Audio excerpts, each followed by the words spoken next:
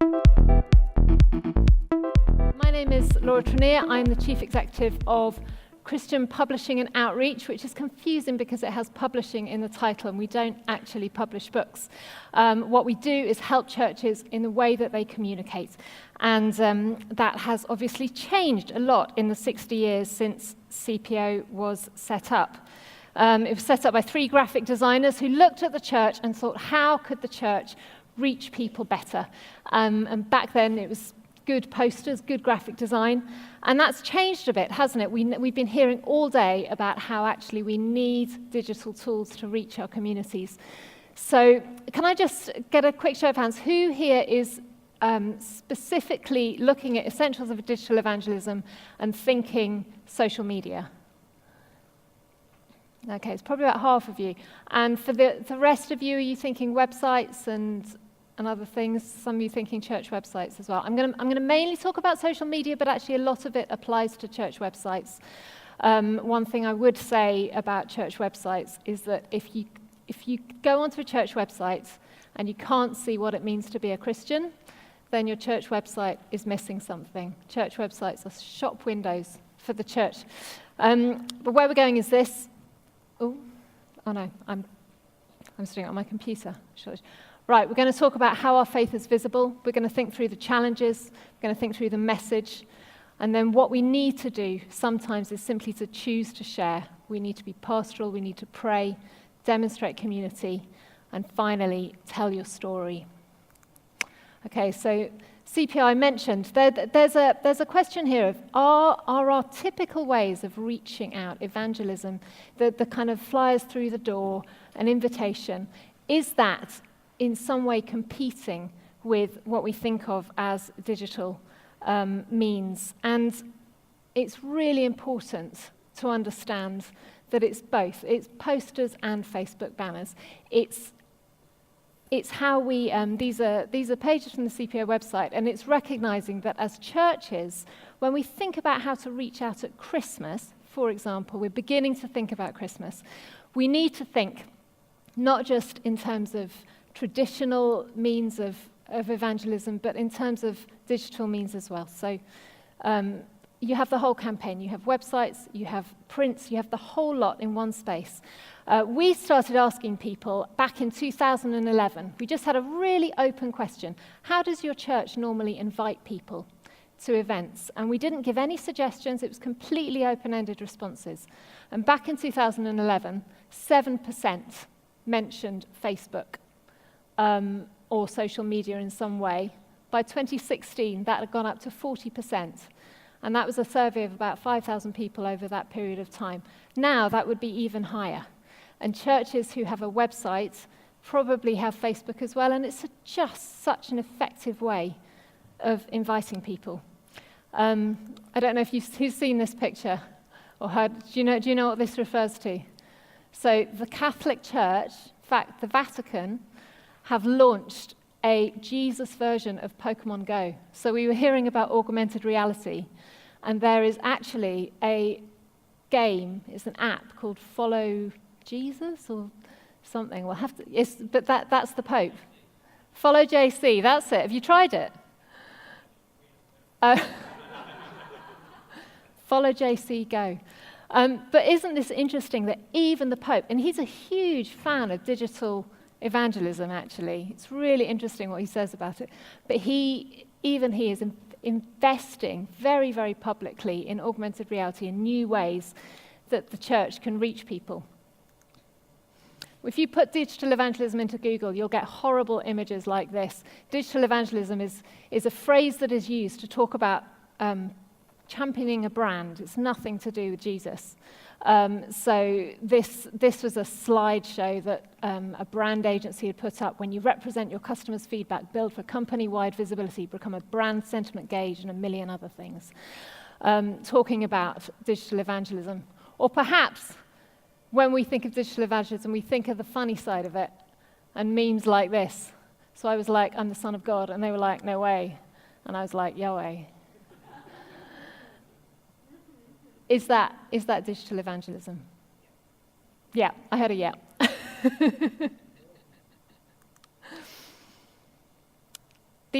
these are phrases. Rachel had some great verses in her session earlier.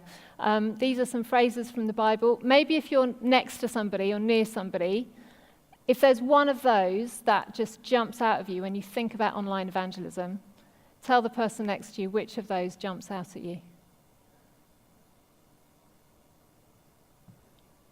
Just for a minute or two.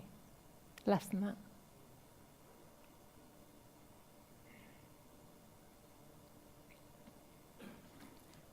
Rachel mentioned being all things to all people, and that is one of the huge challenges that we have when we are thinking about how we portray ourselves online, because we don't know who we're speaking to.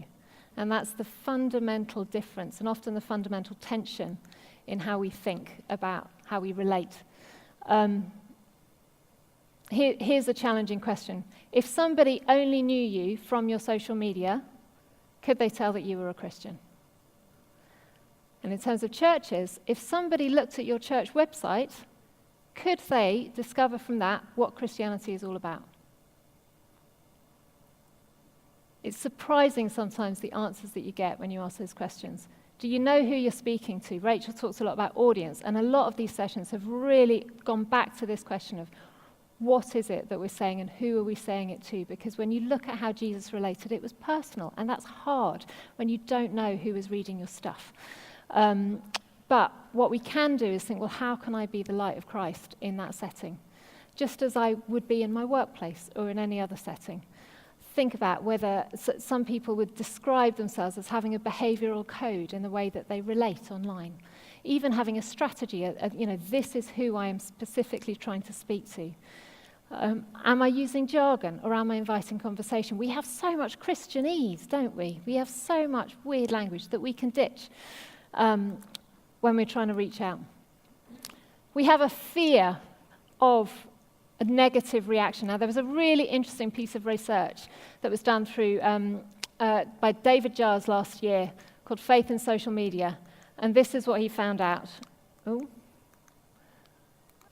70% of people, and he actually didn't just ask Christians, he asked people of all faiths and none, often or sometimes get a positive reaction from non-Christians when they post about faith, but, and this is the slightly more depressing bit, a third of them often or sometimes got negative comments from other Christians. And there's sometimes the fear of negative reaction isn't actually from people outside the church, it's from people within the church. So this was one of the interviewees said, I don't want my personal social media space to be filled with comments that are lacking grace and truth. And there's a real challenge here, isn't there, to be gracious in the way that we speak to other people. Somebody else saying, I realized that was discouraging me, but actually, I need to keep going. I realize that my fear is overblown. We're scared sometimes of being overly promotional. There's kind of principle in social media. If you think about watching a television program, you don't want too many adverts. It's the same on any kind of digital communication. If there's too much promotion, it's just really off-putting. And so you've got to look for content rather than just sales. Getting the right balance, it can be hard. And the point here that I want to make is that just because you mention Jesus doesn't mean it's a good social media post. Yeah. There's ways of being good and helpful and good news, which we're going to look at using examples of what other people have done. Okay, so thinking about your message. I have 3 children. They go to a very creative school. We live in Brighton, which generally tries to be as creative as possible in many ways. And in the class, when they're given a challenge, they are given the choice of whether they want it to be just standard 1 chili level of hotness or up to a 4 chili level of really, really quite tricky. And they're like, I'm in a 3 chili mood today. I'm up for the challenge. Right, so we're going to use this in terms of how exposing, or you could say how tricky, but how exposing, how hot our social media could be. Okay, and I was thinking about this specifically actually in terms of church leaders and the way that church leaders present themselves, their faith and their role on social media, and then I've kind of switched it to think about evangelism. So you can talk about your role, and then you can talk about your real role, the kind of behind-the-scenes thing, on a personal, public and a personal way.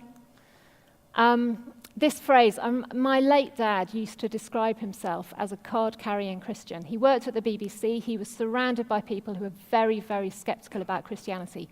And he felt really strongly that there should be Christians in a secular media workspace. And I remember at his funeral, actually, someone from quite high up in the BBC said, yeah, he always said he was a card-carrying Christian, and I didn't really know what that means, but now I can see that it gave him his faith and it gave him his hope. And I like that phrase. I think some of the language that we have around the tribes that we have within the church can be problematic for some people outside of the church. But we do have tribes. And sometimes on social media, we can talk about our tribes. We can talk about our other parts of the church. We talk about our likes, and we can be very relational. And then you can get into the slightly more exposed areas of your cause and your fight, and more personally, your family, and even your personal struggles. And these are all things that we talk about. Why do we talk about these things? Because we always then put something to smile, something to make you think, something else in any of those spheres. But why do we talk about these things? These are the reasons. The Church Times recently had an article on why church leaders go on Twitter, particularly. And these are the reasons: ministry, community, platform debate, to be authentic, for a sense of learning, to be transparent, to find solidarity. Great reasons to engage, and things that we've been talking about all day here. Great reasons. If you think about this, and this is far from perfect, it's just a kind of experiment. I just like a colourful grid, really. Think about it in terms of evangelism, right? So at the safest end of the spectrum, you've maybe got a quote. You've all seen them, on a photo of a sunset. Perhaps Instagram is brilliant for this. Actually, a lot of them are created by bots.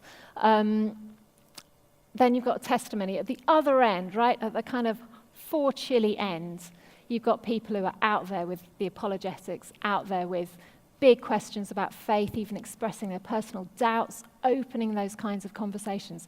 Now, as you look at that, you will look at that and think, well, there are some areas there where I feel more comfortable. I would be quite happy talking about faith in action. I'd be quite happy talking about what my church does, but there's no way I want to get into, why is there suffering? I will leave that to the professionals.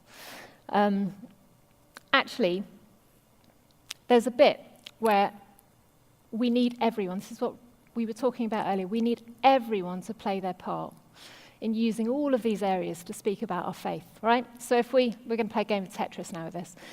If you take these areas, right, the kind of proclamation and theology, apologetics, doubts and questions, how do we do this, okay? Really simple way. Look for content and quote from Christian thinkers. Look for articles and events which raise questions. The content is there, but this is what the content makers here will have all said. They make the content, but they rely on other people to share it for them. We need to share the content that is there.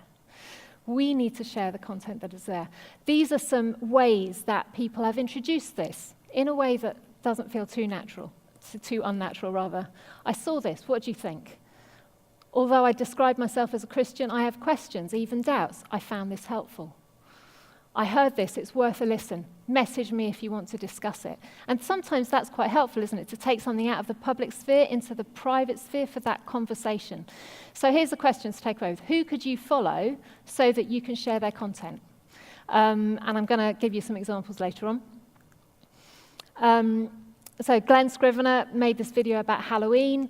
Here's a 3-minute radio talk putting Halloween in perspective, with a little quote from it and a big fat play button. All of this stuff, it creates an excuse for the conversation. Sometimes people put things out, no one reacts and think, oh, I won't do it again.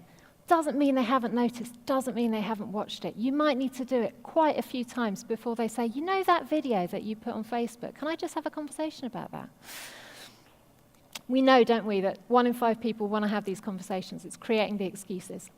Okay, so Premier's unbelievable stuff. All of these, really, really great to be able to share. This is really interesting. There's this website called Answer the Public, and you can put in any search term, and it will show you what people search for using the auto results, right? So this is, when I put in Jesus on it, right, top search on Jesus was, can Jesus microwave a burrito YouTube? I don't know what that means. I don't think I want to know what that means. Third one down was, can Jesus save my marriage? Can Jesus be God? There was and some of the top searches, are Jesus and God the same person? Are Jesus and God different? People are searching for big, big things on Google. And this is quite helpful for us to recognize that actually these it's really fun. Put in all kinds of things on this thing. It's fascinating. These are some quotes from people who've tried it.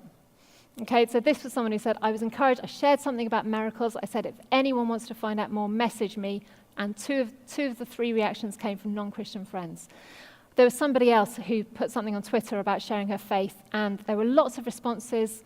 Somebody said, I've never had any issue with the things you posted. You don't ram your beliefs down anyone's throats. I don't share your faith, but it's genuine. It lacks pious superiority. This is what the earlier session on theology was saying, that actually we can't be arrogant on this stuff. We've got to invite questions and conversation. So these are just some places you can go. The Go Chatter videos, Dan did a session earlier, it's brilliant. There's loads of courses, loads of videos, but they rely on us sharing them. YesHeIs.com is this huge repository of really short videos that you can share in all kinds of ways, and they cover specific issues like doubt and fear. Anything that's current, you're bound to find something. There's a lot that are American, but they're not all. Okay, similarly, Christianity.org.uk has loads of articles about stuff. Now, UKCVOutreach.com, they will help you produce videos for your church website and then leverage Google grants so that you get free advertising for them. So that's worth looking at. If you've got a church website and you think we'd love a little bit more reach on this, maybe a video, that's a really good place to go. Now, Find Jesus and PeaceWithGod.net are both Billy Graham organisation ones, and they produced some stat that, oh gosh, was it 4 million people had come to faith online through their websites over the last year. They're investing a huge amount in digital evangelism, and Billy Graham was somebody who spoke in person, and as an organisation, they have really, really invested in digital evangelism, which says something, doesn't it?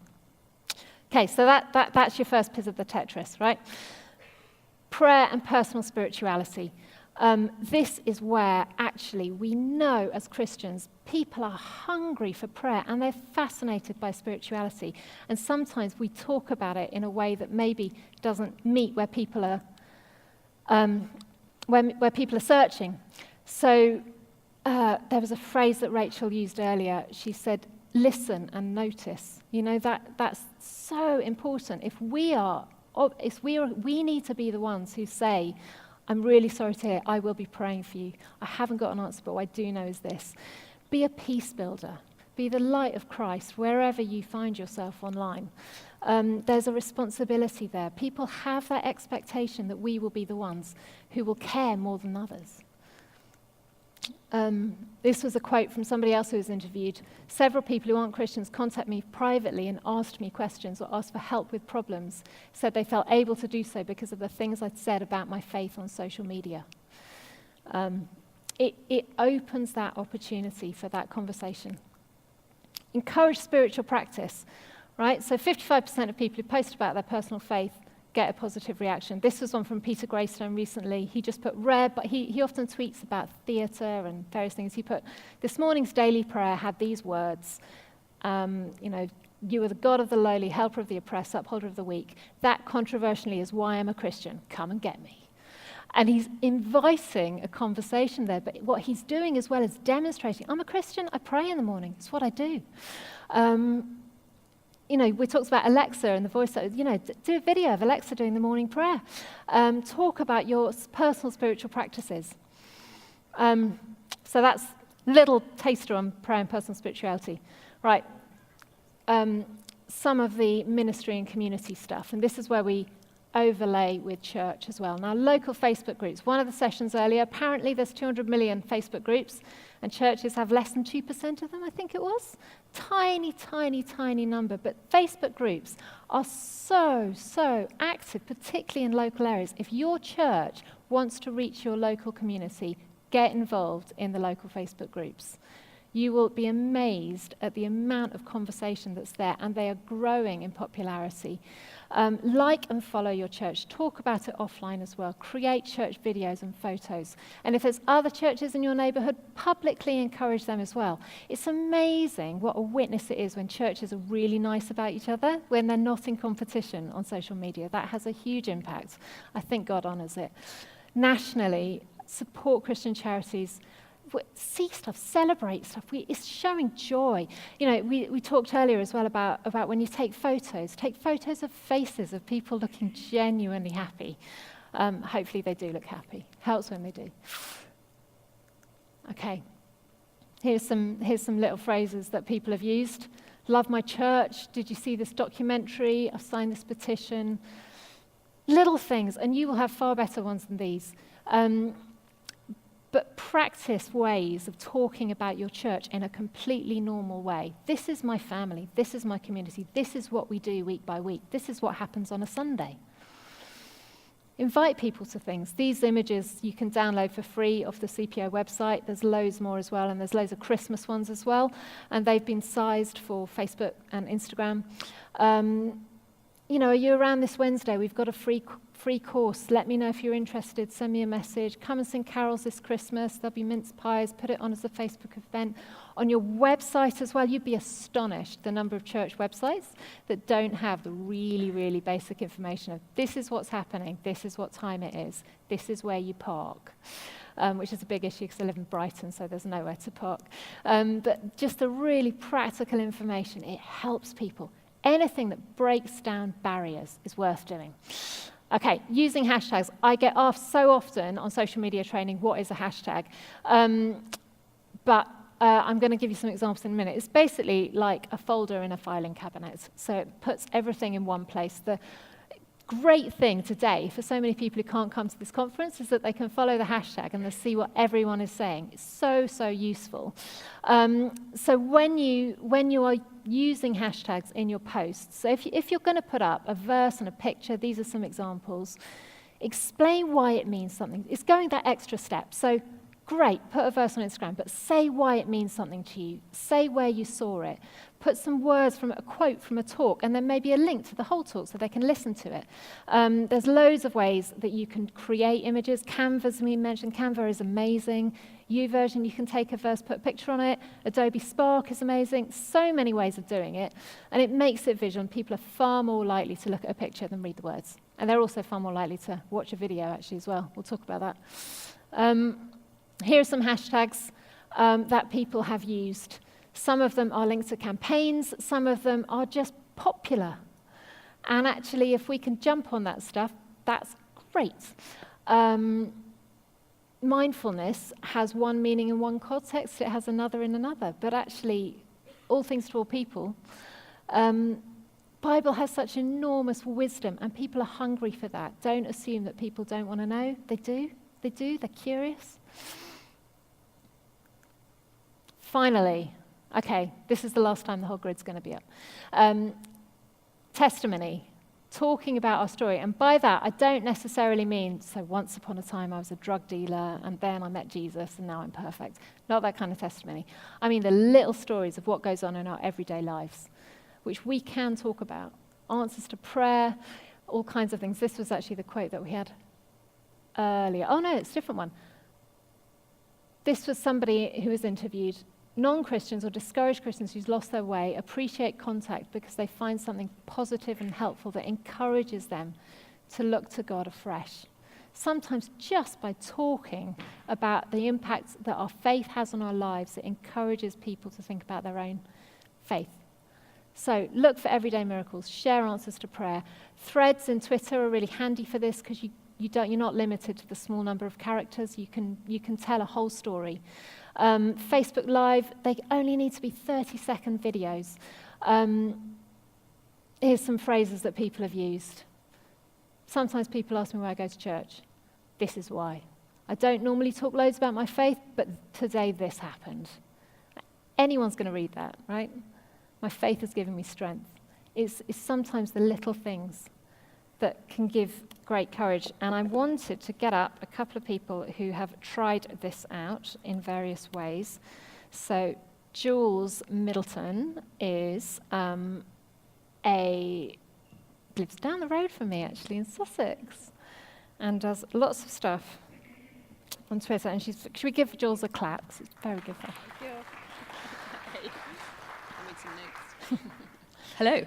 So, Jules, you have tried many of these things out, haven't you, individually, as part of your Twitter and your Facebook and your Instagram, but also as a church. And what have you learned from that?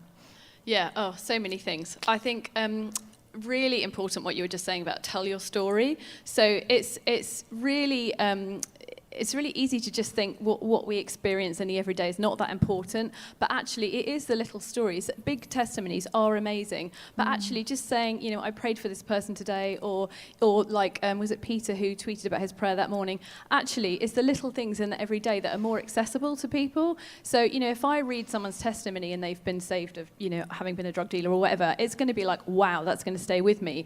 But I'm probably going to think, oh, well, that's not going to happen to me. But the little stuff really is more accessible. So definitely share that. I think stuff like, again, you touched on not being afraid. So I work for the church, I'm a curate, and I think I talk about Jesus all the time. And a few months ago, I thought, I feel quite challenged on this. So I looked at my Twitter feed, and like in a year, I'd mentioned Jesus like 5 times. And I was like, oh my gosh, that is so not good enough. So I challenged myself to start sharing a bit more.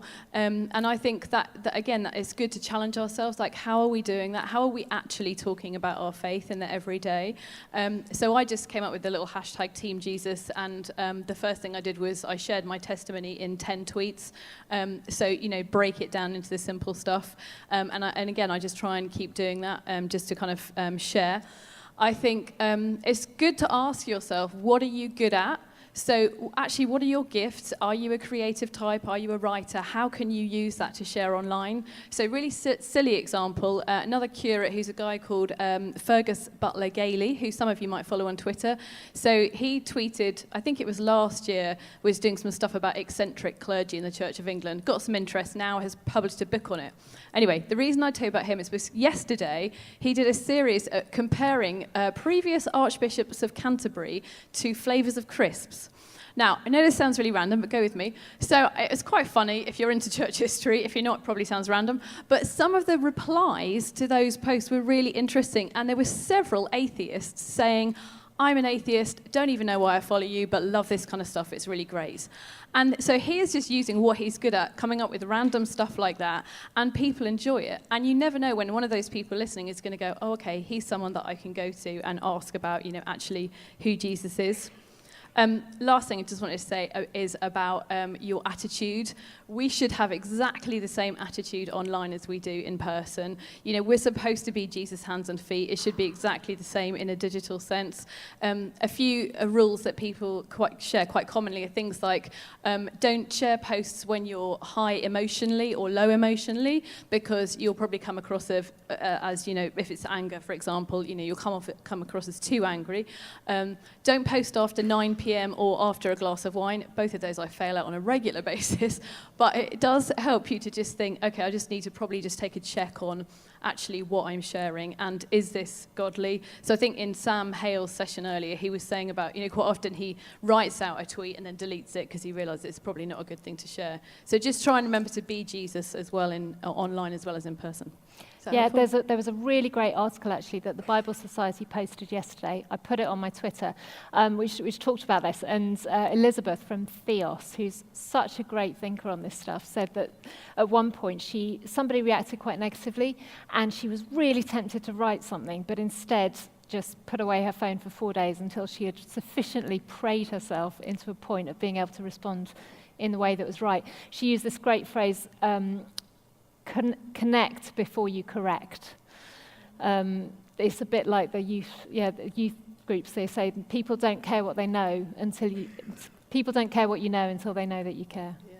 And it's good to remember that, isn't it, on social media? I think just one thing on that as well is it's good to have like a standard response prepared for if you get like negative feedback or some criticism, so that you don't feel you have to engage. So you could have a stock phrase that is something like, "Oh, thanks for your opinion. Not going to engage online on this, but have a good day," or "bless you," or something like that. Kate Botley, who's a TV vicar, she does that. She kind of generally just says bless and block. So she kind of, if she shouldn't do it all the time, but she'll reply with a blessing and then she just won't bother engaging. So that's good to remember as well. You don't actually have to respond if people are being overly negative.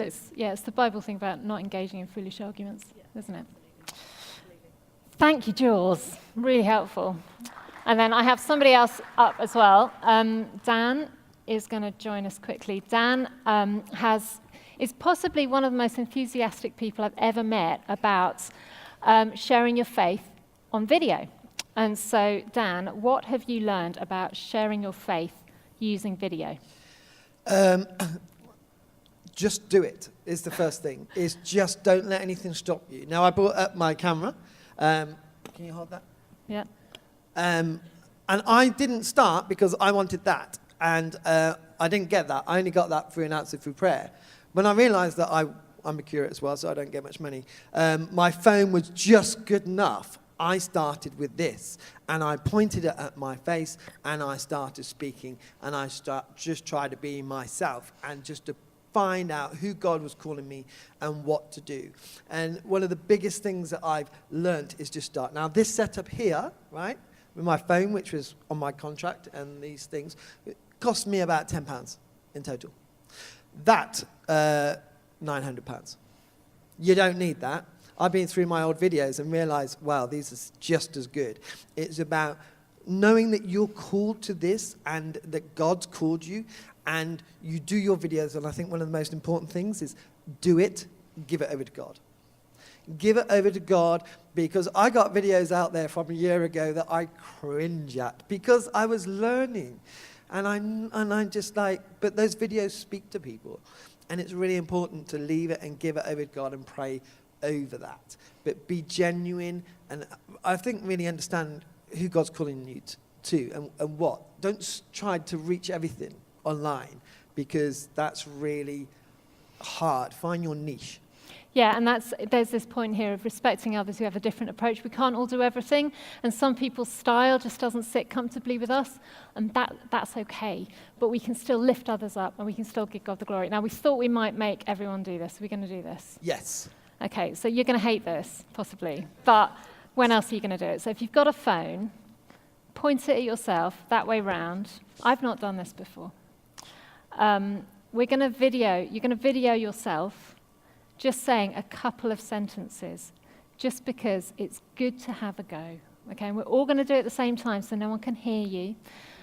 And what you could say on your video is, I'm at the Premier Digital Conference, and what I've realized is that, and you can finish that sentence.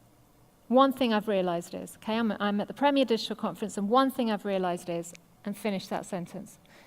If you want to be braver, you could say this: I am a Christian because, yeah? Okay, should we all do it together? If we do it at the same time, then it really is hard to do it, and I found this.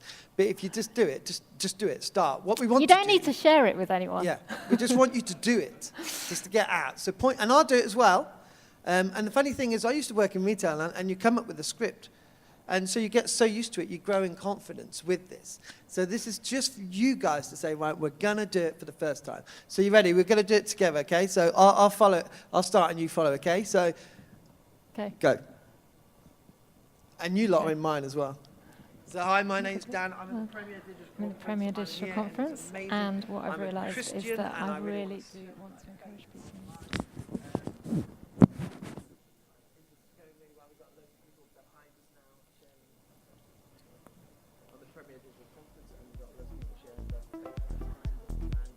Brilliant. Well done. You can watch it back later.